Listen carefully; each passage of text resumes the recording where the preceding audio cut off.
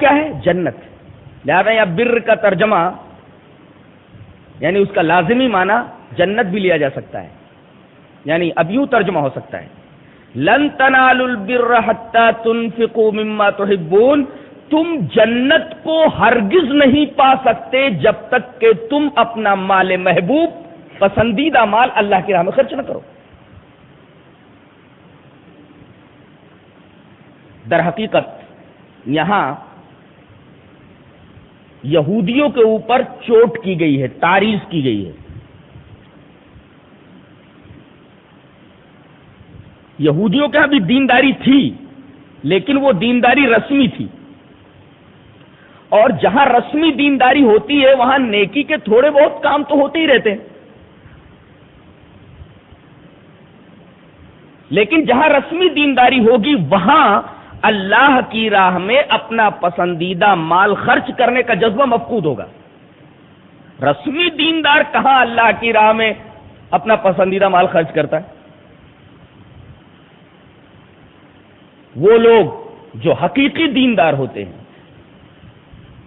وہ لوگ جن کے پاس حقیقی دینداری ہوتی ہے، وہ لوگ اللہ کی راہ میں اپنا پسندیدہ مال خرچ کرتے ہیں. گویا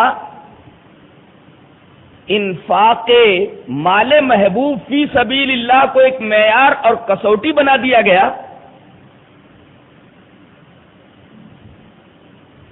رسمی دینداری اور حقیقی دینداری کو پرکھنے کے لیے کہ اگر کسی کو یہ دیکھو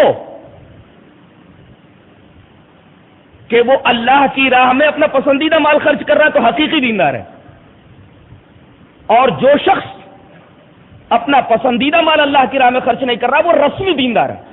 چونکہ یہود بڑے بخیل واقع ہوئے تھے، ایک ڈھیلا جیب سے نکال کر کے اللہ کی راہ میں دینا ان کے لیے پہاڑ گزرتا تھا. اللہ تبارک و تعالی نے یہ معیار قائم کر کے ان کی رسمی دینداری کا بھانڈا چوراہے کے اوپر کھول دیا، پھوڑ دیا، اور یہ حقیقت بے نقاب ہو کر کے سامنے آ گئی کہ ان کی دینداری محض رسمی دینداری ہے، حقیقی دینداری ان کے اندر نہیں ہے.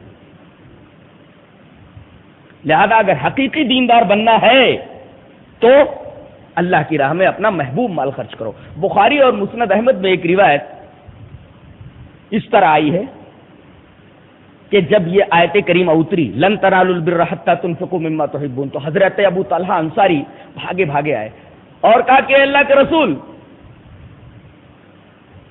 میرا ایک باغ ہے جس کا نام بیروحا ہے،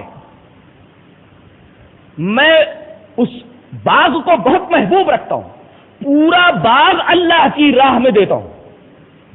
اللہ کے رسول صلی اللہ علیہ وسلم نے سنا تو آپ بڑے متعجب ہوئے، آپ بڑے حیران ہوئے، اور آپ کی زبان مبارک سے نکلا مال رابح، مال رابح. ارے یہ تو بڑا نفع بخش مال ہے، بڑا نفع بخش مال ہے. زبان وحی ترجمان سے یہ جملہ نکلنا مال رابح، ارے یہ تو بڑا نفع بخش مال ہے، اس کا مطلب اس باغ کی قیمت اس وقت بھی بہت ہی زیادہ رہی ہوگی. کہا کہ اللہ کے رسول اب میں نے تو اسے اللہ کی راہ میں دے دیا ہے، اس کا صحیح مصرف کیا ہو؟ اللہ کے رسول صلی اللہ علیہ وسلم فرمایا تمہارے جو اعزاء اور اقربا غریب ہیں انہیں یہ باغ دے دو. لہذا انہوں نے اپنے قریبی لوگوں میں اور اپنے عمزادوں میں، چچا زاد بھائیوں میں اس کو تقسیم کر دیا.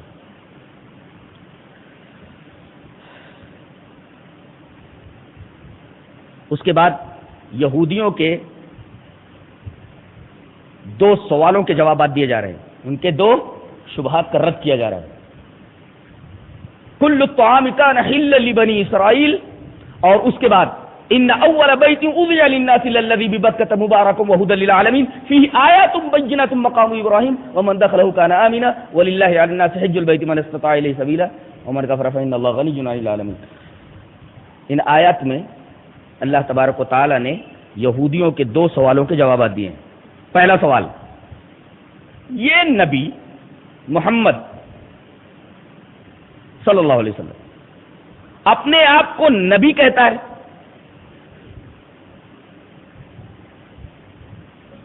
اور یہ کہتا ہے کہ میں دین ابراہیمی کا پیرو ہوں، دین ابراہیمی کا متبع ہوں، اس کی بات تو جھوٹی ہے، اس لیے کہ دین ابراہیمی کے اندر اونٹ کا گوشت کھانا حرام تھا، یہ تو اونٹ کا گوشت کھانا جائز بتاتا ہے، پھر یہ ملت ابراہیم کا متبع کیسے ہوا؟ اس کا مطلب یہ جھوٹا نبی ہے۔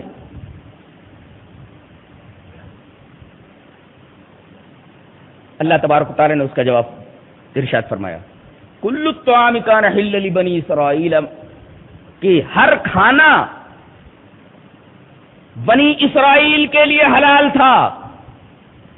یہودیوں کا یہ کہنا کہ دین ابراہیمی کے اندر اونٹ کا گوشت حرام تھا، یہ افتراء علی اللہ ہے، اللہ پر جھوٹ باندھنا ہے، اللہ پر بہتان باندھنا ہے۔ اگر ایسی بات ہے تو لاؤ تورات لاؤ، فاتو بالتوراۃ فاتلوها ان کنتم صادقین، تورات لاؤ اور پڑھ کر سناؤ کہ اس میں یہ لکھا ہوا ہے کہ اونٹ کا گوشت کھانا حرام ہے۔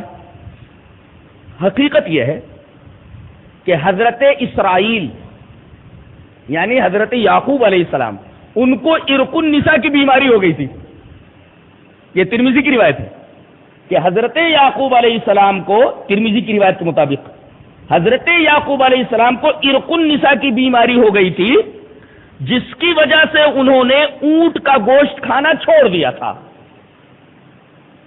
بعد میں یہودیوں نے یہ کہا کہ انہوں نے یہ چیز اپنے اوپر حرام کر لی تھی، یا انہوں نے یہ فتویٰ دیا کہ حضرت یعقوب علیہ السلام اونٹ کا گوشت اس وجہ سے نہیں کھاتے تھے کیونکہ اونٹ کا گوشت حرام تھا، لیکن حقیقت یہ نہیں ہے۔ حقیقت یہ ہے کہ ان کو عرق النساء کی بیماری ہو گئی تھی، جس کی وجہ سے انہوں نے اونٹ کا گوشت کھانا چھوڑ دیا تھا، اس کو انہوں نے حرام ہونے پر محمول کیا۔ اور مسند احمد کی جو روایت ہے اس کے اندر ایک بات موجود ہے کہ ان کو جب یہ بیماری لاحق ہوئی تو انہوں نے اللہ تبارک و تعالیٰ کے حضور نذر مانی کہ اے اللہ اگر تو اس بیماری سے مجھے شفا دے دے تو میں اونٹ کا گوشت کھانا چھوڑ دوں گا۔ بیماری سے شفا ہو گئی اور انہوں نے اونٹ کا گوشت کھانا چھوڑ دیا، اور ان کی اتباع میں ان کی آل اولاد نے اونٹ کا گوشت کھانا چھوڑ دیا۔ چھوڑ دینا، ترک کر دینا الگ بات ہے، اور حرام ہو جانا کسی چیز کا یہ الگ بات ہے۔ چھوڑ دینا یہ انسان کی طبیعت کے اوپر ہے، لیکن تحلیل اور تحریم کا جو قانون ہے وہ قانون اللہ بناتا ہے۔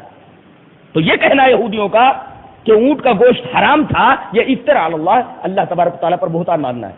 یہ پہلے سوال کا ایک مدلل جواب تھا جو اللہ تبارک و تعالیٰ نے ارشاد فرمایا۔ کیا دلیل ہے، کیا بات ہے۔ دوسرا اعتراض، یہ نبی کہتا ہے کہ میں دین ابراہیمی کا متبع ہوں، لیکن حضرت ابراہیم علیہ السلام کے بعد ان کی نسل سے جتنے بھی انبیاء آئے سب بیت المقدس کے اطراف میں آئے، اور سارے نبیوں کا قبلہ یہی بیت المقدس تھا، تو یہ دین ابراہیمی کا متبع کہاں ہوا؟ یہ تو حضرت ابراہیم علیہ السلام نے جو عبادت خانہ بنایا تھا اس کی طرف منہ کر کے نماز پڑھتا ہے، جبکہ ابراہیم علیہ السلام کے بعد جتنے بھی انبیاء کرام آئے وہ سب بیت المقدس کے اطراف میں آئے، اور سب کا قبلہ بیت المقدس تھا۔ اس کا قبلہ تو خانہ کعبہ ہے، تو یہ کیسے کہہ سکتا ہے کہ میں دین ابراہیمی کا متبع ہوں؟ اس کا مطلب یہ جھوٹ بولتا ہے۔ اللہ تبارک و تعالیٰ نے اس کا جواب دیا۔ کیا جواب دیا؟ ارے جھوٹو، یہ بتاؤ کہ سب سے پہلا گھر، سب سے پہلی عبادت گاہ خالص توحید کی بنیاد پر اس روئے زمین پر کہاں بنی؟ مکہ میں۔ کس نے تعمیر کی؟ حضرت ابراہیم نے۔ تو اب یہ نبی اگر اس عبادت گاہ کی طرف منہ کر کے نماز پڑھتا ہے، وہ عبادت خانہ اس کا قبلہ بنا دیا گیا، تو تم کیسے کہتے ہو کہ یہ دین ابراہیمی کا متبع نہیں ہے؟ اس لیے کہ یہ تو اسی مسجد کو اپنا قبلہ بنائے ہوئے جو مسجد خود حضرت ابراہیم نے بنائی تھی. تو یہ تو دین ابراہیمی ہی کا متبع ہوا، کا پیرو ہوا.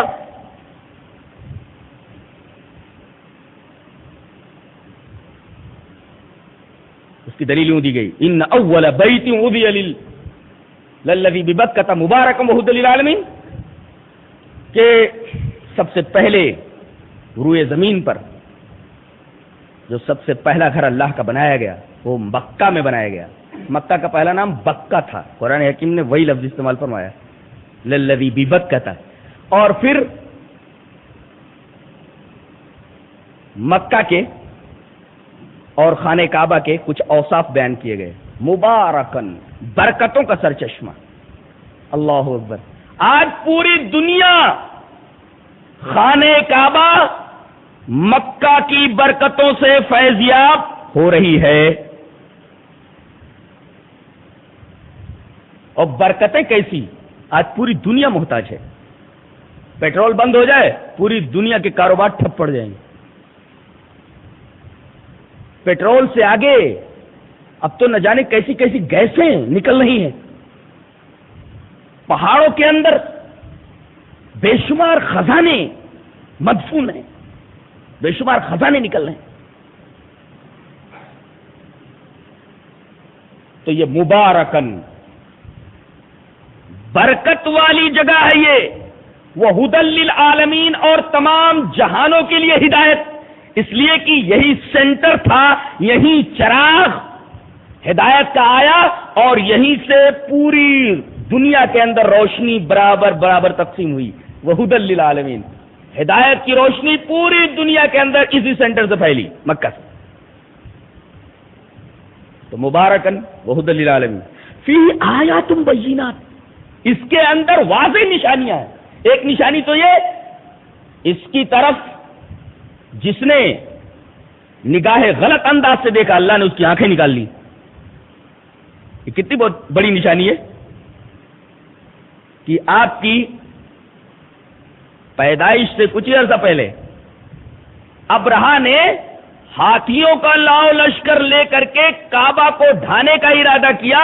ابھی وادی محصر میں پہنچا ہی تھا، خانہ کعبہ کے قریب بھی نہیں پہنچا تھا کہ وہی اللہ تعالی نے اس کو اس کے پورے لشکر کے ساتھ معمولی چڑیوں کے ذریعے تباہ و برباد کر دیا. بہت بڑی نشانی ہے جو اس گھر سے متعلق. اور وہیں مقام ابراہیم ہے. مقام ابراہیم سے مراد وہ پتھر جس پر چڑھ کر کے حضرت ابراہیم علیہ السلام خانہ کعبہ کی تعمیر کرتے تھے. اور اس میں بھی ایک نشانی ہے، واضح نشانی، کہ اس پتھر کے اوپر آپ کے تلوے کے نشانات اور پیروں کی انگلیوں کے نشانات تھے. یہ آیات بینات، مقام ابراہیم.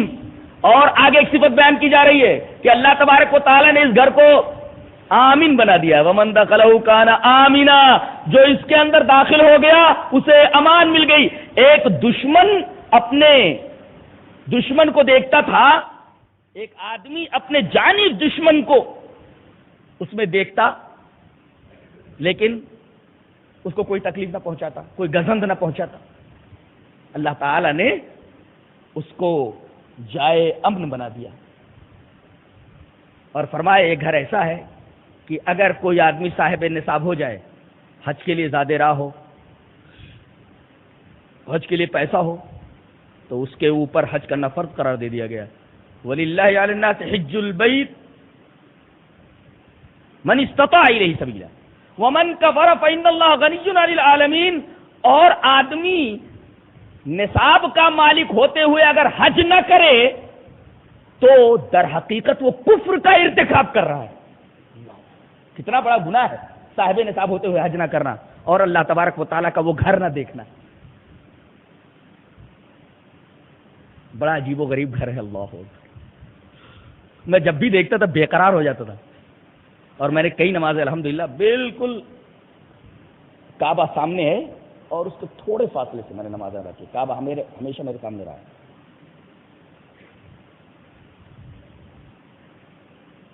بس اس کی مرضی، اس کا ارادہ. لوگ لاکھوں روپیہ خرچ کر کے وہاں جاتے ہیں. فری میں گیا، فری میں آ گیا. شاید یہ قرآن حکیم کی برکت ہے، اس کی کتاب سے منسوب ہونے کا نتیجہ ہے کہ اللہ تبارک تعالیٰ نے بلا لیا کہ جو کچھ میرے اس کلام میں ہے، جو کچھ میری اس کتاب میں ہے، تو اپنی آنکھوں سے آ کر دیکھ لے. بدر کہاں ہے، فرشتے کیسے اترے تھے، وہ کنواں کدھر ہے، وغیرہ وغیرہ ساری چیزیں آ کر دیکھ لے.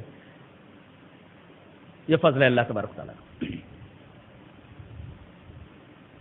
ایک سوال اور پیدا ہوا کہ سارے مسلمان کعبے کی طرف منہ کر کے نماز پڑھتے ہیں، گویا کعبے کی پوجا کر رہے ہیں. اس کا جواب بھی یہاں موجود ہے. ان اول بیت، یہ گھر ہے جو بنایا گیا، یہ اللہ نہیں ہے، یہ گھر ہے. ہم اس عمارت کو کیا بولتے ہیں؟ اللہ نہیں، بیت اللہ بولتے، گھر بولتے ہیں. ہم اس کو اللہ مانتے ہی نہیں، بیت اللہ مانتے ہیں. تو اس کی عبادت کیسے ہوئی؟ اور جہاں تک بات ہے سارے مسلمانوں کا اس کی طرف رخ کر کے نماز پڑھنا، وہ تو مسلمانوں کی وحدت کا ایک مظاہرہ ہے، اتحاد کا ایک مظاہرہ ہے. بلکہ ہم اس گھر کو معبود نہیں مانتے، بلکہ اپنے معبود کا گھر مانتے. تو وہ معبود کہاں ہوا؟ وہ تو ہمارے معبود کا گھر ہے.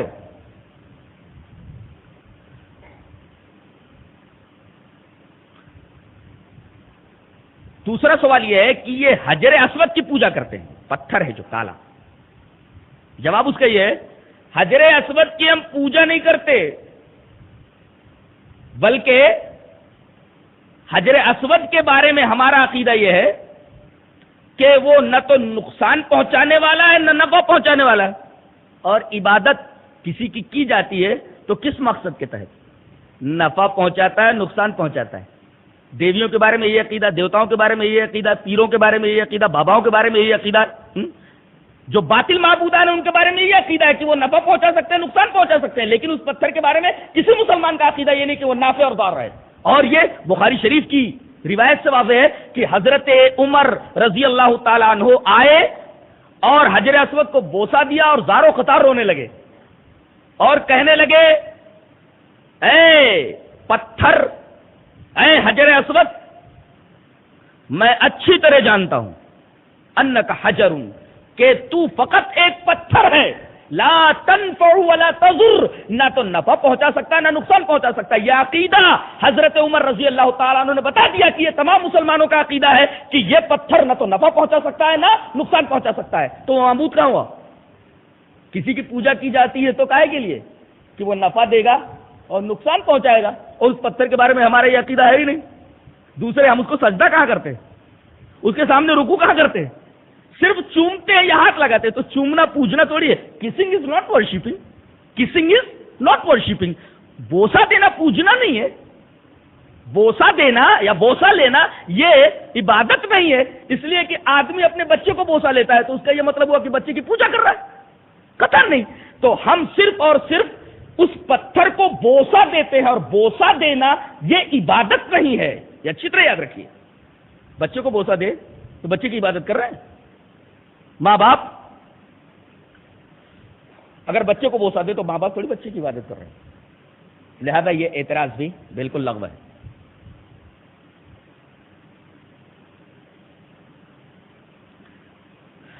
اس کے بعد اتحاد کی بنیادیں بتائی جا رہی ہیں کہ وہ کون سا پلیٹ فارم ہے کہ سارے لوگ اگر اس پلیٹ فارم کے اوپر آ جائیں تو اتحاد ہو جائے.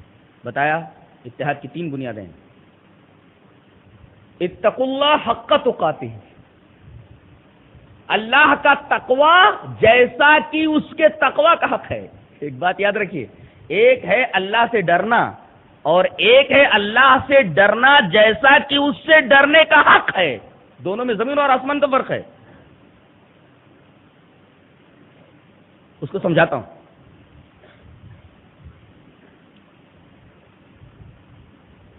بہت سارے لوگ یہ دعویٰ کرتے ہیں کہ ہم تقوی والے ہیں، لیکن ایسے مواقع پر جب ان کے مفادات مجروح ہو رہے ہوں تو سارا تقوی دھرا رہ جاتا ہے. بیٹی کی شادی ہو، بیٹے کی شادی ہو، آپ دیکھیے بڑے بڑے متقیوں کا تقوی دھرا رہ جاتا ہے.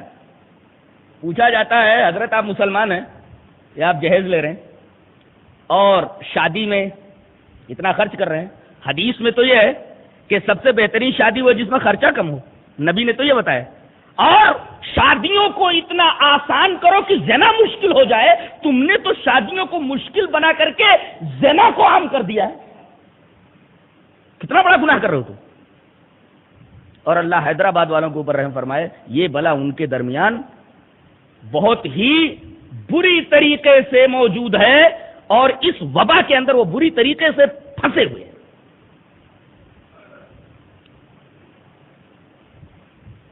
کتنا ہی بڑا آدمی کیوں نہ ہو، قرض لینا اس کے لیے ضروری ہے، اس لیے کہ 3 لاکھ روپیہ 4 لاکھ روپیہ کھانے میں اسے خرچ کرنا ہے نا، اور اس کے علاوہ جو جہیز کی لسٹ آئی وہ بھی تو دینا ہے. اب زندگی بھر سود دیتے رہو، لیتے رہو، سود کھاتے رہو.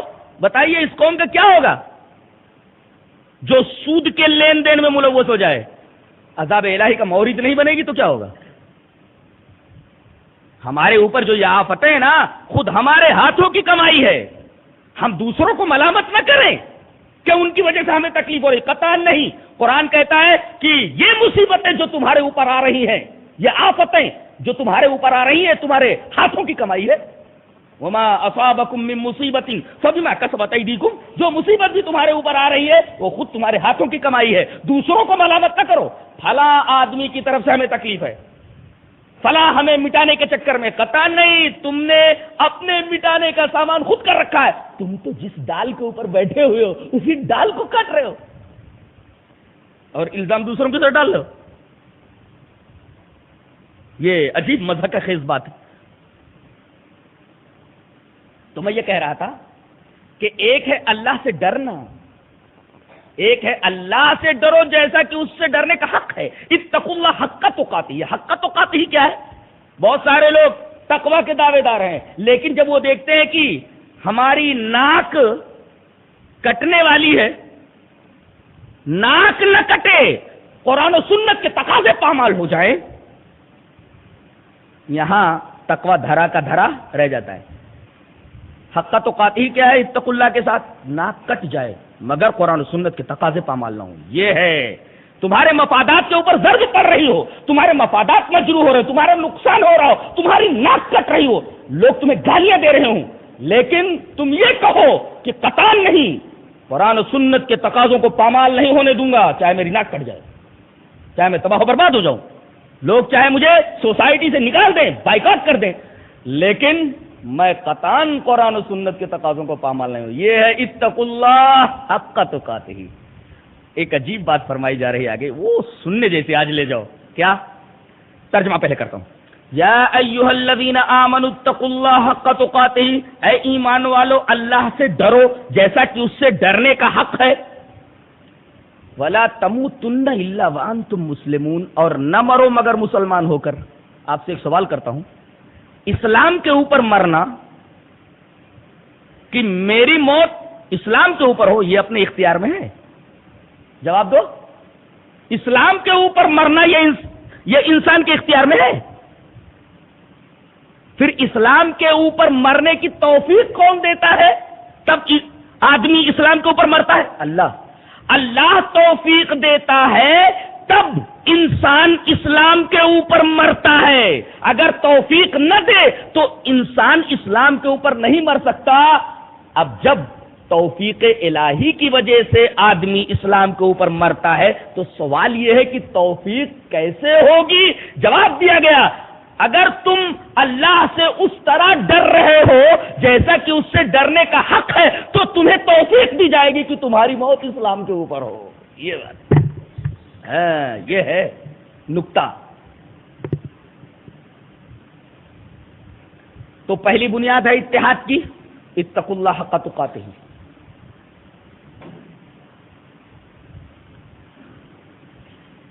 اور دوسری بنیاد کیا ہے اتحاد کی؟ اعتصام بحبل اللہ، قرآن اور حدیث کو مضبوطی سے پکڑ لینا، اللہ کی رسی کو مضبوطی سے پکڑ لینا. ایک ہے اتقوا اللہ حق تقاتہ، ایک اعتصام بحبل اللہ، اور تیسرے عدم تفرق، یعنی فرقوں میں نہ بٹنا۔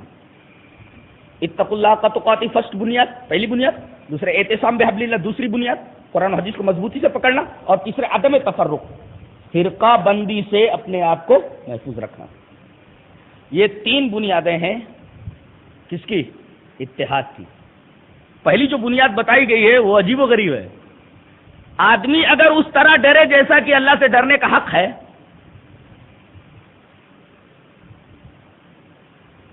کبھی اختلاف ہو بھی جائے آپس میں تو چھوٹا بن جائے گا وہ، بھائی تیری ہی بات بڑی، چلو تیری ہی بات مان لیتے ہیں۔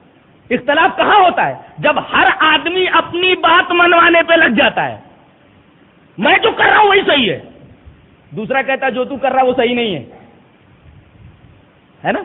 اب ایک کہہ رہا ہے جو تو کر رہا ہے وہ صحیح نہیں ہے، اور وہ کیا کہہ رہا ہے؟ میں جو کر رہا ہوں وہ صحیح ہے، اور دونوں اپنے موقع پر ڈٹے ہوئے ہیں۔ مسئلہ کیسے حل ہو؟ اس میں ایک چھوٹا بن جائے نا، اور یہی نقطہ خانگی زندگی میں لے جاؤ۔ بیوی کہہ رہی ہے میں جو کر رہی ہوں وہ صحیح ہے، میں جو کہہ رہی ہوں وہ صحیح ہے، شوہر کہہ رہا ہے کہ میں جو کہہ رہا ہوں وہ ہونا چاہیے، میں جو کر رہا ہوں وہ صحیح ہے۔ اب دونوں اگر بڑے بنیں گے تب تو پھر وہی ہاتھا پائی کی نوبت آئے گی۔ ان میں سے ایک چھوٹا بن جائے، جھگڑا فوراً ختم ہو جائے۔ اور چھوٹا کب بنے گا؟ جب اللہ تبارک و تعالیٰ سے اس طرح ڈرے گا جیسا کہ اس سے ڈرنے کا حق۔ اللہ اکبر! ایسا اصول ہے کہ کسی جگہ اپلائی کرو فائدے میں رہو گے، کسی جگہ اپلائی کرو فائدے میں رہو گے۔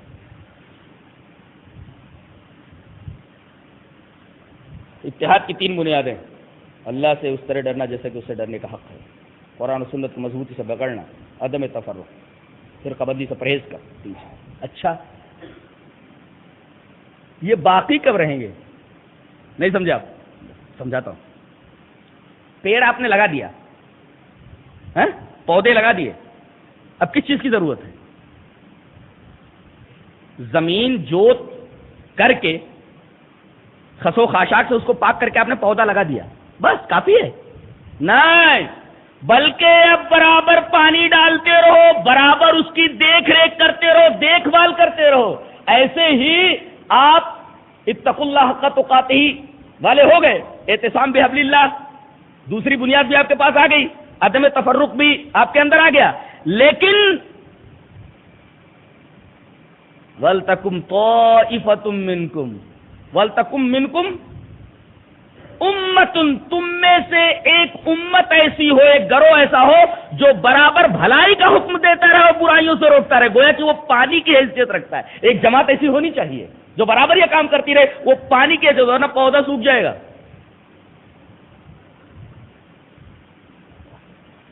اسی وجہ سے مان بات وَلْتَكُمْ مِنْكُمْ أُمَّةٌ يَدْعُونَ إِلَى الْخَيْرِ يَأْمُرُونَ بِالْمَعْرُوفِ وَيَنْهَوْنَ عَنِ الْمُنكَرِ وَأُولَٰئِكَ هُمُ الْمُفْلِحُونَ والی آیت لائی گئی ہے کہ اس اتحاد کے پودے کو باقی رکھنے کے لیے ضروری ہے کہ اس میں دعوت اللہ کے لیے ایک پوری ٹیم ہو جو پانی دیتی رہے تاکہ اتحاد برقرار رہے۔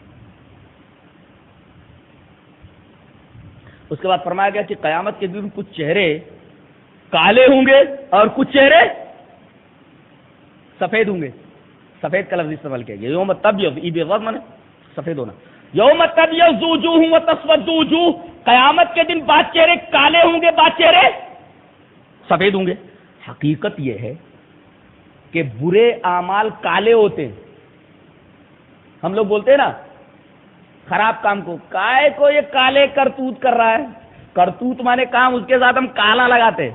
اس کا مطلب ہے کہ برے کام جو ہوتے ہیں وہ کالے ہوتے ہیں۔ اور ایک بات اور بتاتا ہوں، برے کاموں کو کالی راتوں سے، اندھیروں سے بڑی نسبت ہوتی ہے۔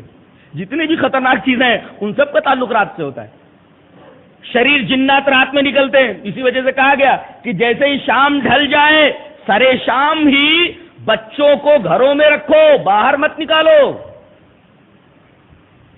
جی، رات ہوتے ہی اپنے پانی کے برتنوں کو باندھ دو کہ کیڑے اس کے اندر نہ گھس جائیں، اس لیے کہ جیسے ہی رات ہوتی ہے تیسے ہی گناہوں کے نقیب نکل پڑتے ہیں۔ بیر بار رات میں آباد ہوتے کہ دن میں؟ آپ تو گناہوں کے کام کب ہوتے ہیں؟ رات میں ہوتے ہیں. تو تاریکی کو گناہ سے بڑی نسبت ہے. تو بد عملی یہ کالی ہوتی ہے اور ہر چیز کا اثر ہوتا ہے. جب کالا کام کرو گے تو چہرہ کالا ہو جائے گا. یوم تبیض وجوہ، اس دن کچھ چہرے سفید ہوں گے اور کچھ چہرے کالے ہو جائیں گے. جب تم نے کالے کرتوت کیے تو چہرہ کالا ہوگا نا. اب تم نے اچھے کام کیے ہیں تو اچھے کاموں کو روشن کام کہا جاتا ہے. اس کا اثر چہرے کے اوپر ہوگا کہ قیامت کے دن ان کے چہرے روشن ہوں گے. اچھا دنیا ہی میں چہرے کالے ہو جاتے، گورا آدمی رہتا تب بھی کالا ہی رہتا ہے وہ. یہ اور بات ہے کہ وہ نظر ہونی چاہیے دیکھنے کے لیے. خدا کی قسم اگر اللہ وہ نظر دے دے تو بد عمل چاہے کتنا ہی گورا ہو بالکل کالا کنوٹا نظر آئے گا. اور کالا آدمی اگر وہ نیک عمل کرنے والا ہے، خدا اگر وہ نظر دے دے انسان کو دیکھنے کی تو در حقیقت وہ بہت ہی خوبصورت دکھائی دے گا. کالا پن ایک طرف ہو جائے گا. ابن عباس نے رضی اللہ تعالی عنہما انہوں نے اس آیت کریمہ کی تفسیر کرتے ہوئے فرمایا کہ تبیض وجوہ اہل سنت والجماعہ، اہل سنت اور جماعت کے چہرے سفید ہوں گے. وتسود وجوہ اہل البدع، اور اہل بدعت کے چہرے کالے پڑ جائیں گے. اس کا مطلب ہے کہ سنت روشن چیز ہے، بدعت کالی چیز ہے. سنت اور بدعت کا تقابل کیجئے تو سنت روشن اور بدعت کالی.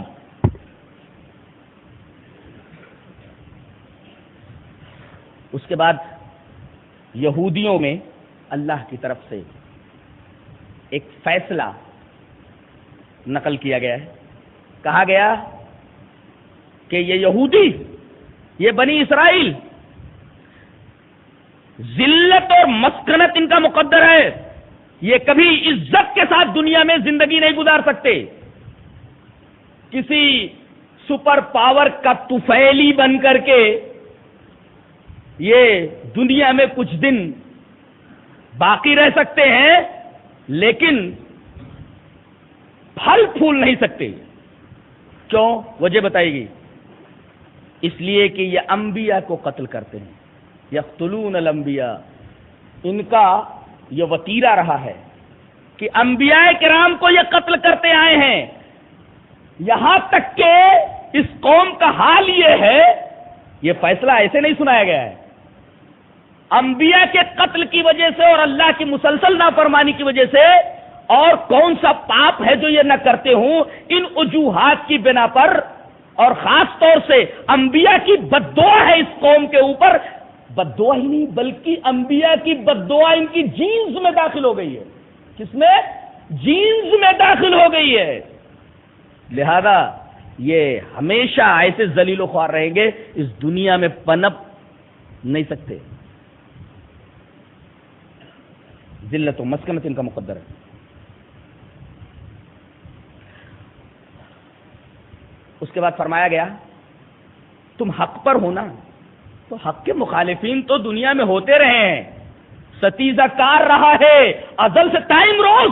چراغ مصطفی سے شرار بولہبی، یہ تو قاعدہ ہے، دنیا کا یہ اصول ہے کہ اچھے آدمی کے مخالفین رہا کرتے ہیں، اچھی بات کی مخالفت کرنے والے لوگ رہتے ہی ہیں. حق کے مقابلے میں باطل رہا ہے اور قیامت تک ایسا ہوتا رہے گا. تو تم حق کے اوپر ہونا، تمہارے خلاف سازشیں ہوتی رہیں گی، تمہاری لیے مخالفتوں کے پہاڑ کھڑے کیے جاتے رہیں گے، تمہارے خلاف پروپیگنڈے ہوتے رہیں گے، تمہیں صفحہ ہستی سے نیست نابود کرنے کے پلانس بنتے رہیں گے. آؤ میں تمہیں ایک نسخہ کیمیا بتاتا ہوں، وہ نسخہ اگر استعمال کر لو تو دنیا کی کوئی سازش تمہارا کچھ نہیں بگاڑ سکتی. وہ نسخہ استعمال کرو، مخالفتوں کو بھول جاؤ، سازشیں کیا ہو رہی ہیں ان کی طرف نگاہ مت رکھو. تم صرف ایک کام کرو، ایک نسخہ استعمال کرو. وَإِن تَصْبِرُوا وَتَتَّقُوا لَا يَضُرُّكُمْ كَيْدُهُمْ شَيْئًا. اگر تمہارے اندر صبر آ جائے جو تمام نیکیوں کی ماں ہے. صبر کیا ہے؟ تمام نیکیوں کی ماں بولتا ہوں اس کو. صبر تمام نیکیوں کی ماں، اور دوسرے تقوی. اگر تمہارے اندر صبر آ جائے اور تقوی آ جائے، یہ دو چیزیں ہیں جن کا مرکب ایک معجون بنتا ہے. یہ معجون استعمال کرو روز. کون سا معجون؟ صبر اور تقوی کا مرکب، یہ معجون استعمال کرتے رہو، صبر و تقوی کا معجون. فائدہ لا یضرکم کیدہم شیئا، ان کی کوئی بھی سازش تمہیں نقصان نہیں پہنچا سکتی. کیا ہو؟ نسخہ بھی بتا دیا گیا، نسخہ استعمال تو کرو. پریشان کب ہوگے؟ جب یہ نسخہ استعمال کرنا چھوڑ دو گے. ارے بھائی بیماری ہے تمہارے اندر، دوا نہیں استعمال کرو گے تو بیماری تو پورے بدن کے اندر پھیلی جائے گی. ایک نسخہ بتا دیا گیا. سازشوں سے بچنا ہے، اعداء اسلام کی سازشوں سے اپنے آپ کو محفوظ رکھنا ہے، تو اس کے لیے ایک نسخہ ہے صبر اور تقوی. لا یضرکم کیدہم شیئا، ان کی سازشیں، ان کے مکر و فریب تمہارا کچھ نہیں بگاڑ سکتا. اس کے بعد جنگ بدر کا بیان ہے کہ تم تو 309 تھے، 313 تھے، قلیل تعداد میں تھے، ہم نے تمہاری مدد کی. وَلَقَدْ نَصَرَكُمُ اللَّهُ بِبَدْرٍ وَأَنْتُمْ أَذِلَّةٌ، تم تو بڑے کمزور تھے، اللہ تبارک تعالیٰ نے میدان بدر میں تمہاری مدد فرمائی. پہلے 1000 فرشتوں کے بھیجنے کا وعدہ فرمایا سورہ انفال میں، اور پھر اس کے بعد یہ فرمایا کہ 3000 فرشتے بھیج رہا ہوں. اس کے بعد ایک شرط کے ساتھ 5000 فرشتے بھیجے جانے کا وعدہ ہوا. سوال یہ ہے، ایک مرتبہ 1000 فرشتے، دوسری بار 3000 فرشتے، تیسری بار 5000 فرشتے. اس کا کیا مطلب ہے؟ مطلب یہ کہ مسلمان جب 309 یا 313 نکلے تو اس وقت مشرکین کے مخالفین کی تعداد 1000 تھی، 1000 تھی. لہذا اللہ تعالیٰ نے کہا مخالفین کی تعداد 1000 ہے نا، مشرکین کی تعداد 1000، تو 1000 فرشتے بھیج رہا ہوں. درمیان میں معلوم ہوا کرز ابن جابر فہری، فہر قبیلے کا ایک شخص کرز ابن جابر، وہ 3000 آدمی لے کر کے آ رہا ہے، 3000 یا کچھ آدمی لے کر کے آ رہا ہے، جس سے کل ملا کر کے مشرکین کی تعداد 3000 ہو جاتی. اللہ تبارک و تعالیٰ نے جب مسلمانوں کی گھبراہٹ دیکھی کہ ہم لوگ تو 309 ہیں، 313 ہیں، مخالفین 1000 تھے، اب دیکھو اور آ رہے ہو، تقریباً 3000 ہو جاتے. تو مسلمانوں کی گھبراہٹ کو دور کرنے کے لیے دوسرا وعدہ کیا گیا. وہ 3000 ہے نا، 3000 فرشتے آ رہے ہیں. اور اس کے بعد کہا گیا کہ اگر یک بارگی حملہ کریں گے، وہ اگر یہ شرط پائی گئی تو پھر 5000 فرشتے آئیں گے. لیکن آخر میں یک بارگی حملہ نہیں ہوا، لہذا فرشتے 3000 آئے، اس لیے کہ ایک بارگی حملہ نہیں ہوا. تو یہ جو 3 وعدے کیے گئے ان کا رمز یہ ہے.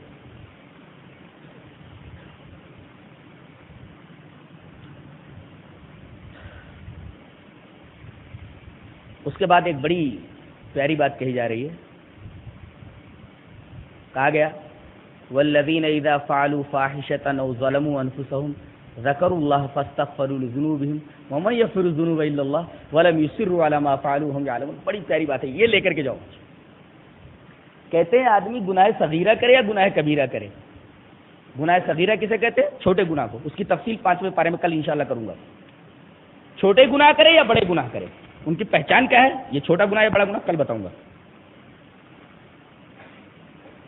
آدمی چھوٹے گناہ کرے یا بڑے گناہ کرے، کیوں کرتا ہے آدمی گناہ؟ وجہ بتائی گی.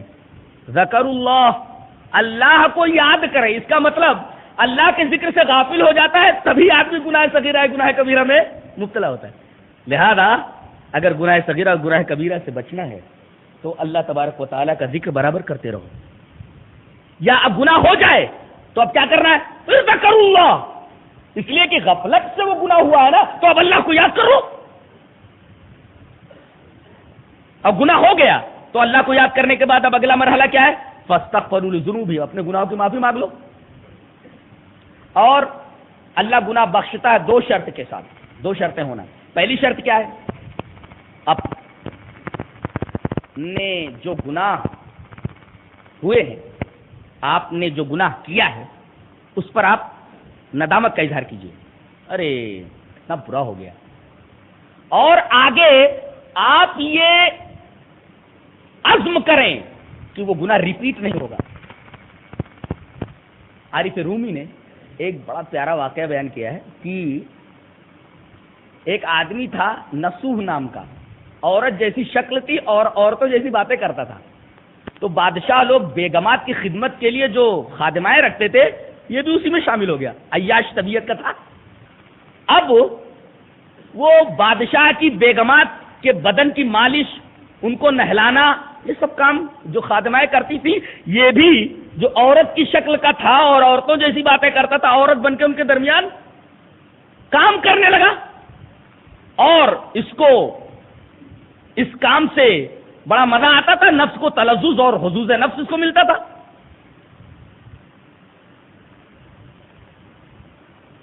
عارف رومی کہتے ہیں کہ ایک دفعہ ایک شخص آیا، بڑا نیک آدمی تھا۔ اس آدمی نے کہا کہ حضرت آپ نیک آدمی دکھائی دیتے ہیں، اللہ سے میرے لیے دعا کریں۔ گناہ کا احساس تھا کہ یہ جو میں کر رہا ہوں صحیح نہیں ہے، میرے لیے دعا کریں۔ اب اس بندے نے دعا کر دی۔ لہذا حدیث میں بھی ہے کہ کوئی سفر میں جانے لگے تو کہہ دے یا کیجئے کہ میرے لیے دعا کیجئے، یا ایک مومن بھائی دوسرے مومن بھائی سے کہے کہ میرے لیے دعا کرو، ہو سکتا ہے کہ اللہ تبارک تعالیٰ اس کی دعا قبول کر لے۔ مومن کی دعا مومن کے حق میں قبول ہوتی ہے۔ اس نے کہا کہ میرے حق میں آپ اللہ سے دعا کریں، انہوں نے دعا کر دی اور اللہ تعالیٰ نے دعا قبول کر لی۔ اب اس کو وہاں سے نکالنا ہے نا، گناہ کے دلدل سے۔ اتفاق ایسا ہوا کہ ایک قیمتی موتی گم ہو گیا کسی بیگم کا۔ یہ ہوا کہ جتنی خادمائیں ہیں سب تلاشی دیں، اور تلاشی کیسے لی جائے گی؟ سب خادماؤں کو ننگا کر دیا جائے گا۔ یہ کے بعد دیگرے تمام خادماؤں کو، لڑکیوں کو ننگا کر کے تلاشی لی جانے لگی۔ اب بتائیے اس شخص کی جس کا نام نسوح تھا، اس کی کیا کیفیت ہوئی ہوگی کہ ابھی جب میں ننگا ہوں گا تو لوگ دیکھ لیں گے تو مرد ہے یہ، پھر میرے لیے صرف ایک ہی سزا ہے، وہ ہے موت، دوسری کوئی سزا نہیں۔ اتنا ڈر گیا کہنے لگا کہ میرے اللہ، اگر تو مجھے اس مصیبت سے بچا دے تو میں عہد کرتا ہوں کہ آگے یہ گناہ نہیں کروں گا، اور پختہ عہد کرتا ہوں۔ اللہ تبارک و تعالیٰ نے اس کے جذبے کی قدر فرمائی۔ ابھی اس کی باری آنے والی تھی کہ ادھر آواز آئی، موتی مل گیا ہے۔ اس کا مطلب یہ ہوا آدمی جب گناہ کا ارتکاب کر لے تو پہلے نادم ہو، نادم ہونے کے بعد توبہ کرے۔ توبہ کی کیفیت کیسی ہو؟ ایسی کیفیت ہو کہ اب مرنے والا ہوں، اب میرے پاس وقت نہیں ہے، لہذا توبہ نصوح کر لو، خالص توبہ کر لو۔ کہ اب آدمی کو یہ معلوم ہو جائے کہ اب میں مرنے والا ہوں، کیسی توبہ کرے گا؟ وہ سوچے گا کہ میں آگے گناہ کروں گا؟ قطعاً نہیں۔ ایسی توبہ کرو کہ اب زندگی کا کوئی بھی لمحہ ایسا نہیں ہے جو میری موت کا منتظر نہ ہو۔ صدق دل سے توبہ کر لو۔ تو ایک ہے گناہ پر ندامت، اور دوسرے فاستغفروا لذنوبہم ولم یصروا علی ما فعلوا وہم یعلمون، جان بوجھ کر کے اس پر اصرار نہ کرنا، گناہ پر ندامت، اور آگے مستقبل میں گناہ نہ کرنے کا عزم۔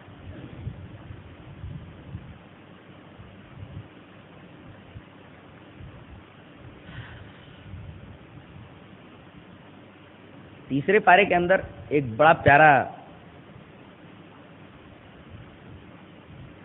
مسئلہ بیان کیا گیا ہے کہ آدمی جب دعا کرے نا تو پہلے اپنے ایمان کی تجدید کرے، بہت اچھا، پھر اپنے کیے ہوئے گناہوں کی معافی مانگے اللہ سے۔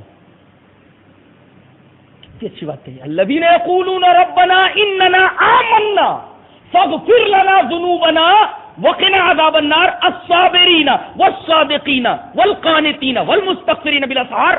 دیکھو پہلے کہا ربنا اننا آمنا، اپنے ایمان کی تجدید کرے، یعنی گناہ سے ایمان مارج خطر میں آ جاتا ہے، اپنے ایمان کی تجدید کرے، اننا آمنا بولے، اے اللہ ہم ایمان لائے، اپنے ایمان کی تجدید کرے، اس کے بعد اپنے گناہ کی معافی مانگے۔ اور سب سے بہترین طریقہ گناہ کے معافی مانگنے کا کیا ہے؟ ایمان کی تجدید کے بعد اپنے گناہوں کی معافی مانگنے کے، کہ جہنم سے مجھے بچا لے، بس۔ اور یہ دعا کب کرے؟ بھائی حکیم جب دوا دیتا ہے تو کہتا فلاں ٹائم کھا لینا ہے، یعنی اس ٹائم وہ دوا مؤثر ہوگی۔ بتایا گیا المستغفرین بالاسحار، تہجد کے ٹائم اگر دعا مانگو تو قبول ہوگی۔ سحر صبح کے وقت، یعنی تہجد کے ٹائم بتا دیا گیا۔ اللہ دعا قبول کرتا، تہجد کے اندر ہم لوگ مانگتے ہی نہیں ہے، بھاگ بھاگ کر کے باباؤں کے پاس جاتے، وہاں کیا ملنے والا، وہ بیچارے خود محتاج ہیں، وہ کیا دیں گے؟ اللہ کے بعد ایک بات کہی جا رہی انما یرید اللہ لیعذبہم، اللہ کے دشمنوں کو دیکھو، مذہب بیزار ہیں، اللہ کے نافرمان ہیں، لیکن بڑے عیش و عشرت کے ساتھ زندگی گزار رہے ہیں۔ اللہ فرما رہا ہے مومنو ان کو دیکھ کر کے تم غمگین مت ہو کہ وہ میرے نافرمان ہیں لیکن عیش و عشرت کی زندگی گزار رہے ہیں۔ یہ جتنا عیش کر رہے ہیں نا اتنا عذاب پہلے سے ہم نے تیار کر رکھا ہے، ان کے گناہوں کے لیے جو عذاب ہو تو ہے ہی، یہ جتنی عیاشیاں کر رہے ہیں نا اتنا عذاب ان کے لیے پہلے سے تیار کیا ہوا ہے، یعنی یہ جتنا عیش کر رہے ہیں نا ایکسٹرا اتنا عذاب میں مبتلا کیے جائیں گے۔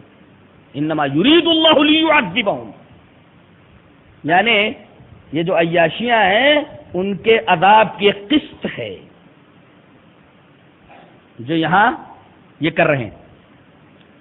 اس کے بعد ایک بات کہی جا رہی ہے کل نفس ذائقۃ الموت وانما توفون اجورکم یوم القیامہ فمن زحزح عن النار وادخل الجنۃ فقد فاز وما الحیاۃ الدنیا الا متاع الغرور۔ کیا بولنے کا انداز ہے، کیا اسٹائل ہے، کیا ٹاکنگ ہے بولنے کا کہ تم دیکھ رہے ہو کہ اللہ کا نافرمان ہے ایک اور بڑے مزے میں زندگی گزار رہا ہے، تو غم کائے کو کرتے ہو؟ ارے اسے مرنا ہے کہ نہیں مرنا ہے؟ کل نفس ذائقۃ الموت، ہر ایک کو موت کا مزہ چکھنا، وہ بھی مر جائے گا اور تمہیں بھی مرنا ہے، تم دونوں مر جاؤ گے، لیکن تم ہمارے فرما بردار ہو کر کے آؤ گے تو ابدی راحت، اور وہ میرا نافرمان بن کر کے آیا ہے تو اس کے لیے ابدی عذاب۔ لہذا ان کو دیکھ کر کے تم حسرت نہ کرو بلکہ ان کو دیکھ کر کے تم افسوس کرو۔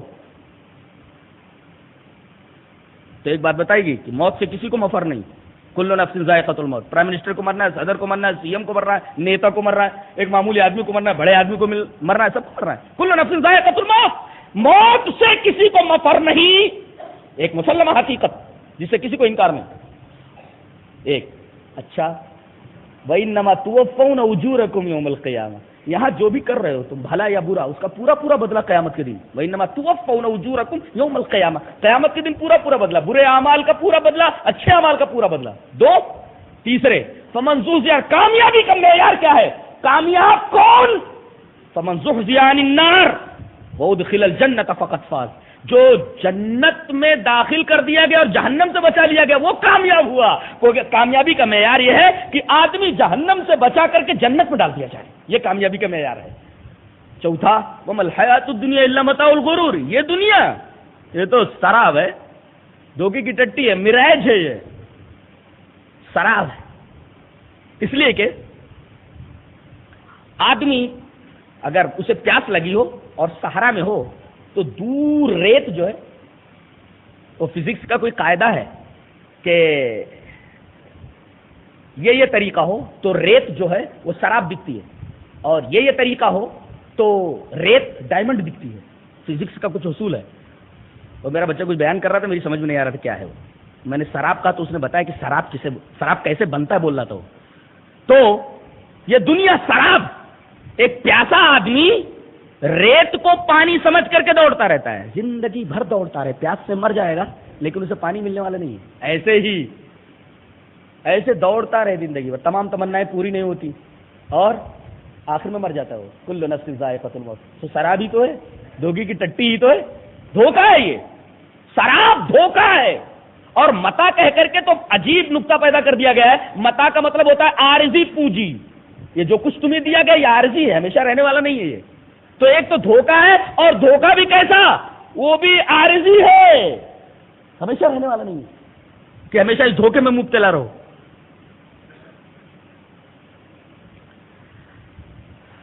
اس کے بعد ایک بات کہی جا رہی ہے کہ اولو الالباب کون ہے؟ عقل والے۔ کہتے ہیں فلاں آفیسر یہ عقل والا ہے، فلاں عہدے پر پہنچنے والا یہ عقل مند ہے۔ قرآن حکیم بتاتا ہے، آؤ میں بتاتا ہوں عقل مند کسے بولتے ہیں۔ ان فی اختلاف اللیل والنہار لآیات لأولی الالباب، یہ اولو الالباب کون؟ عقل والے۔ الذین یذکرون اللہ قیاما وقعودا وعلی جنوبہم ویتفکرون فی خلق السماوات والارض ربنا ما خلقت هذا باطلا سبحانک فقنا عذاب النار ربنا انک من تدخل النار فقد اخزیتہ وما للظالمین من انصار ربنا اننا سمعنا کتابا۔ اللہ، اولو الالباب کون؟ جو اٹھیں تو اللہ کا ذکر کریں، بیٹھیں تو اللہ کا ذکر کریں، لیٹیں تو پہلوؤں کے اوپر بھی اللہ کا ذکر کریں، اور ساتھ ساتھ فکر کریں کچھ لوگ کہتے ہیں ذکر فکر، بھائی خالی ذکر کر رہے وہ بھی صحیح نہیں ہے، اور فکر تو تمہارے یہاں ہے نہیں. فکر کا مطلب کیا ہے؟ کھانے کی فکر؟ کیا کھانا اچھا ہونا اس کی فکر؟ نہیں، فکر کاہے کی وہ بتایا جا رہا ہے. ذکر کاہے کا؟ اللہ تبارک و تعالیٰ کا ذکر. اور فکر کاہے کی؟ کھانے کی نہیں. وَيَتَفَكَّرُونَ فِي خَلْقِ السَّمَاوَاتِ وَالْأَرْضِ، زمینوں اور آسمانوں کی تخلیق میں تم فکر کرو. کہتے ہیں سائنسداں بھی تو زمین اور آسمان کی تخلیق میں فکر کرتے ہیں. اللہ، یہاں نکتہ یہ بتا دوں کہ فکر میں فرق ہوتا ہے. کسی کو کھانے کی فکر ہوتی ہے، سائنسدانوں کو کس بات کی فکر ہے، کس بات میں وہ غور کرتے ہیں؟ وہ معلومات کے اضافے کے لیے فکر کرتے ہیں. جب تمہاری تلاش معلومات کے اضافے کے لیے ہے تو حقیقت تمہیں کہاں ملے گی؟ تمہاری تو تلاش معلومات ہے، معلومات میں اضافہ یہ تمہاری تلاش ہے، تو تمہیں حقیقت کیسے ملے گی؟ تمہیں حقیقت کی تلاش ہے ہی نہیں، معلومات میں اضافے کی تلاش ہے، تو تمہیں حقیقت کہاں ملے گی؟ اسی طرح خلا میں جانے کے بعد بھی تمہیں خدا نہیں ملتا. کہتے نہیں ہے ڈھونڈنے والا ستاروں کی گزرگاہوں کا اپنے افکار کی دنیا میں سفر کر نہ سکا. ڈھونڈنے والا ستاروں کی گزرگاہوں کا اپنے افکار کی دنیا میں سفر کر نہ سکا. خلا سے آ گئے، چاند پر سے آ گئے، کہتے ہیں ہم نے خدا کو نہیں پایا. ارے خدا کو جب پاتے، جب تمہارے یہ سفر تلاش حقیقت کے لیے ہوتا، تمہارا تو یہ سفر معلومات کے اضافے کے لیے ہے. ان لوگوں کو حقیقت ملتی ہے جن کی تلاش، جن کا سفر حقیقت کی تلاش کے لیے ہوتا ہے. بتایا گیا کہ کچھ لوگ پیٹ کے لیے فکر کرتے، سائنسداں معلومات کے اضافے کے لیے فکر کرتا ہے، لیکن مومن اللہ تبارک و تعالیٰ کی معرفت میں غور کرتا ہے، معرفت کے لیے غور و فکر کرتا ہے کہ میں اللہ تبارک و تعالیٰ کی زیادہ سے زیادہ معرفت حاصل کروں. یہ فرق ہو جاتا ہے ایک سائنسداں میں اور ایک مومن میں. اس کا مطلب ہے کہ مومن زیادہ عقل مند ہوتا ہے بالمقابل سائنسداں کے، اس لیے کہ سائنسداں کا سفر تلاش حقیقت کے لیے نہیں ہوتا، معلومات میں اضافے کے لیے، اور مومن کی تلاش کا جو سفر ہوتا ہے وہ تلاش حقیقت کے لیے ہوتا ہے. اب بتاؤ عقل مند کون؟ وہ شخص جس کا سفر تلاش حقیقت کے لیے ہو، یا وہ شخص جس کا سفر تلاش معلومات؟ بتاؤ. اللہ تبارک تعالیٰ نے فرمایا کہ دیکھو مومن یہ عقل مند ہے کہ ان کا سفر تلاش حقیقت کے لیے ہوتا ہے. ورنہ یہ سائنسداں تو خلاؤں میں چلے جاتے، وہاں سے واپس آتے، کہتے ہم کو خدا نہیں ملا. ارے خدا کیوں ملے گا؟ تمہارا سفر تو تلاش حقیقت کے لیے تھا ہی نہیں، خدا کی تلاش کے لیے تھا ہی نہیں. تمہارا سفر تو معلومات میں اضافے کے لیے تھا. خدا کیسے ملے گا تم کو؟ خدا کی تلاش تو کرو، اس کے لیے سفر کرو تو خدا ملے گا.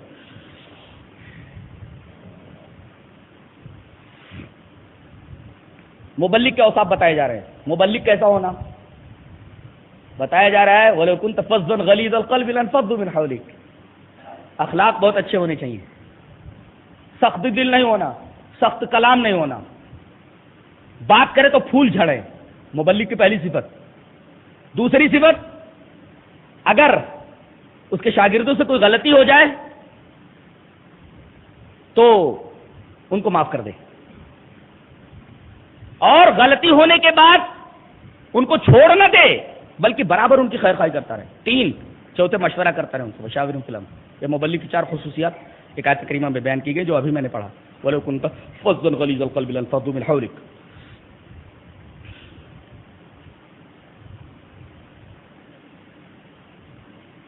ایک بات بتائی جا رہی ہے، جانتے ہیں جنت کتنی بڑی ہے؟ ایک بڑی پیاری بات. وَسَارِعُوا إِلَىٰ مَغْفِرَةٍ مِّن رَّبِّكُمْ وَجَنَّةٍ عَرْضُهَا السَّمَاوَاتُ وَالْأَرْضُ أُعِدَّتْ لِلْمُتَّقِينَ. کہ بڑھو اپنے رب کی طرف. وَسَارِعُوا إِلَىٰ مَغْفِرَةٍ مِّن رَّبِّكُمْ، اپنے رب کی مغفرت کی طرف بڑھو اور جنت کی طرف بڑھو جس کی چوڑائی زمینوں اور آسمانوں کے برابر ہے. لمبائی کا معاملہ نہیں بتایا گیا. ایسا کیوں نہیں کہہ دیا گیا جنت کی طرف بڑھو، مغفرت کی طرف بڑھو؟ اس کا مطلب یہ دنیا میں تم کتنے بھی اعمال کیوں نہ کر ڈالو اچھے سے اچھے، جنت کا بدل نہیں ہو سکتے جب تک کہ اللہ بخش نہ دے اپنی رحمت سے. وَسَارِعُوا إِلَىٰ مَغْفِرَةٍ مِّن رَّبِّكُمْ وَجَنَّةٍ. یہ نہیں کہا گیا جنت کی طرف بڑھو. ارے اللہ کی مغفرت کی طرف بڑھو. تم کتنے اچھے اعمال کرو، اگر اللہ کی مغفرت نہ ہوگی تو جنت نہیں ملے گی. مغفرت پہلے ہے، جنت بعد میں ہے. لہذا اللہ سے مغفرت طلب کرو. اللہ بخش دے، تو بخش دے نا، پھر تو جنت ملنے ہی والی ہے. تیری مغفرت کے اوپر معاملہ ٹکاؤ. بس ایک نگاہ پہ ٹھہرا ہے فیصلہ دل کا. کیا؟ بس ایک نگاہ پہ ٹھہرا ہے فیصلہ دل کا کہ اگر تو مغفرت کی نگاہ سے دیکھ لے، نگاہ پرخمار سے دیکھ لے، تو جنت تو ملی جائے گی. تو مغفرت کی تلاش کرو، جنت تو ملنے والی ہے. کسی نے پوچھا کہ جنت کی چوڑائی جب زمین اور آسمان کے برابر ہے تو جنت ہے کدھر؟ جنت کی چوڑائی زمین اور آسمان کے برابر، تو جنت ہے کدھر؟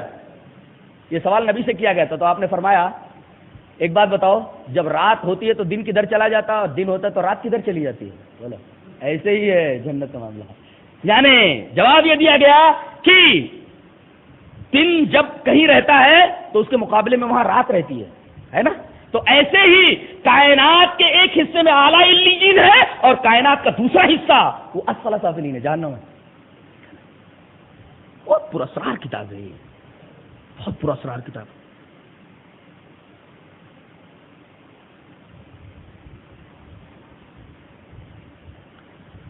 اس کے بعد یہ کہا گیا کہ بہت سارے اللہ کے نافرمانوں کو دیکھو گے بیگ لیے ہوئے شہروں شہروں گھوم رہے ہیں.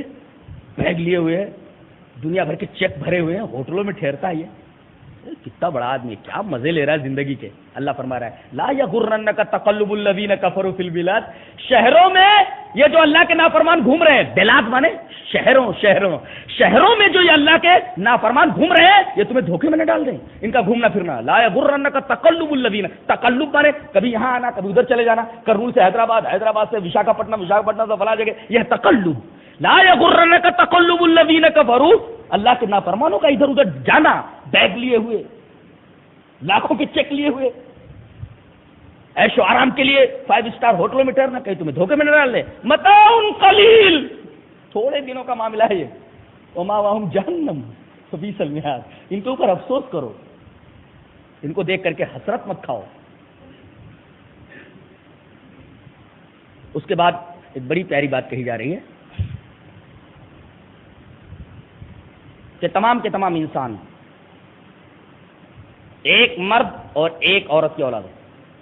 یا ایھا الناس اتقوا ربکم الذی خلقکم من نفس واحدہ وخلق منها زوجها وبث منهما رجالا کثیرا ونساء. اس طرح اللہ تبارک و تعالی نے یہاں یہ بتا دیا کہ انسان ہونے کے اندر سب برابر ہے. چھوت چھات کی تردید فرما دی.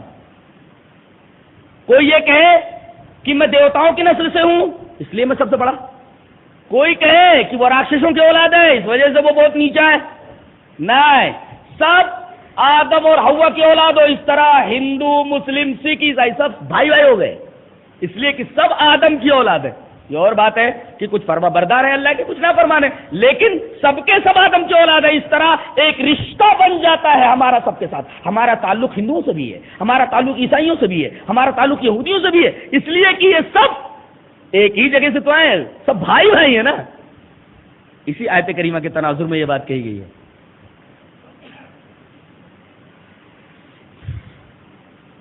اس کے بعد کہا گیا کہ 4 شادیاں کرنے کی اجازت ہے، لیکن اگر انصاف نہ کر سکو تو ایک پر اکتفا کرو. یہاں عدل کر ہی نہیں پاتے، انصاف کر ہی نہیں پاتے، 2 3 بیویاں کر لیتے. اللہ فرما رہا ہے کہ مثنی و ثلاث و رباع، 2 کر لو، 3 کر لو، 4 کر لو.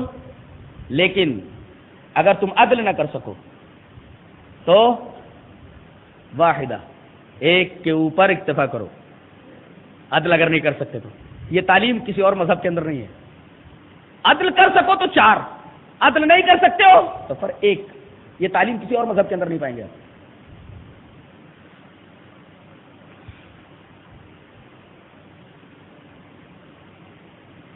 اس کے بعد بتایا گیا کہ توبہ کب کرنا، یہ بہت اہم بات ہے. دیکھو، اس لیے کہ ہر انسان گنہگار ہے. کون سا پیڑ ہے جس کو ہوا نہ لگی ہو؟ یہ بات آج یہاں سے لے جاؤ، بڑی پیاری بات کہنے جا رہا ہوں.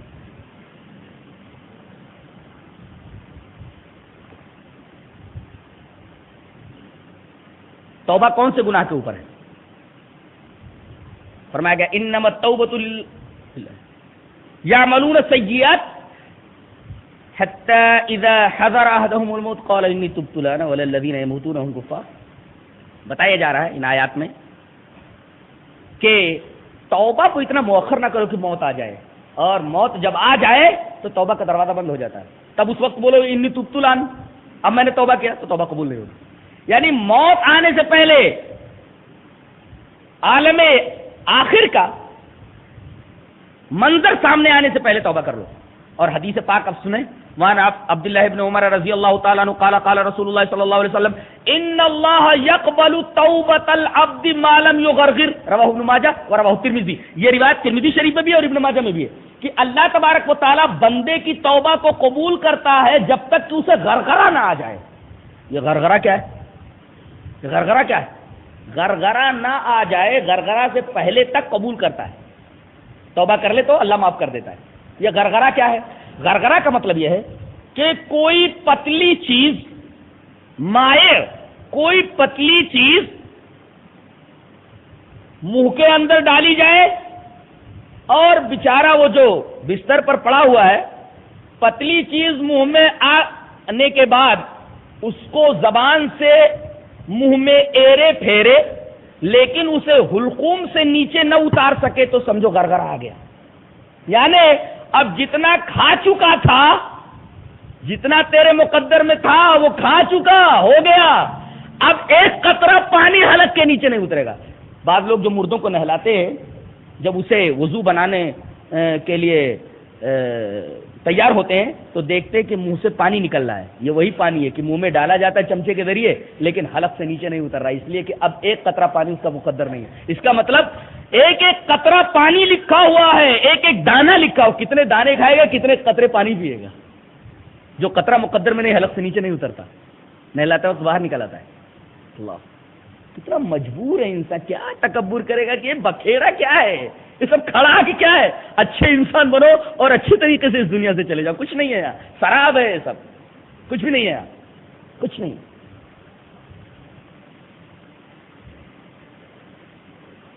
تو غرغرہ کسے بولتے ہیں؟ کوئی پتلی چیز منہ کے اندر ڈالی جائے اور آدمی اپنی زبان سے منہ کے اندر اس کو ایرے پھیرے مگر اس کو حلقوم سے نیچے نہ اتار سکے، یہ حالت غرغرہ ہے۔ اس سے پہلے اگر وہ توبہ کر لیتا تو توبہ قبول ہو جائے گی۔ تو اللہ غرغرہ آنے تک توبہ قبول کرتا رہتا ہے، لہذا توبہ میں تاخیر نہیں کرنی چاہیے، پتہ نہیں کب غرغرہ آ جائے، اس لیے کہ کسی کو موت کا وقت تو معلوم ہے، قیامت کی طرح قیامت کب آئے گی، موت کب آئے گی، کسی کو معلوم نہیں۔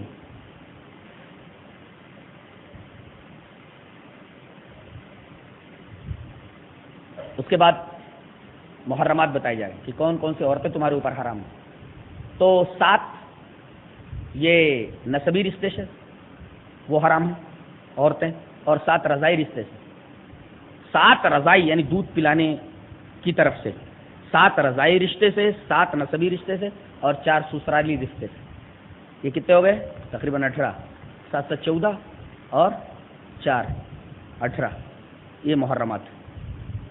تفصیل یہ ہے معمولی کہ بیوی کے ساتھ اس کی بھتیجی کو نہیں لا سکتے، بیوی کے ساتھ اس کی پھوپھی کو نہیں لا سکتے، بیوی کے ساتھ اس کی خالہ کو نہیں لا سکتے، اور کوئی عورت اگر دوسرے کے نکاح میں تو اس سے شادی نہیں کر سکتے جب تک اس کو طلاق نہ ہو جائے۔ یہ چوتھے پارے کا خلاصہ رہا۔ اللہ ہمیں نیک عمل اور اچھی سمجھ کی توفیق عطا فرمائے۔ وآخر دعوانا الحمدللہ رب العالمین۔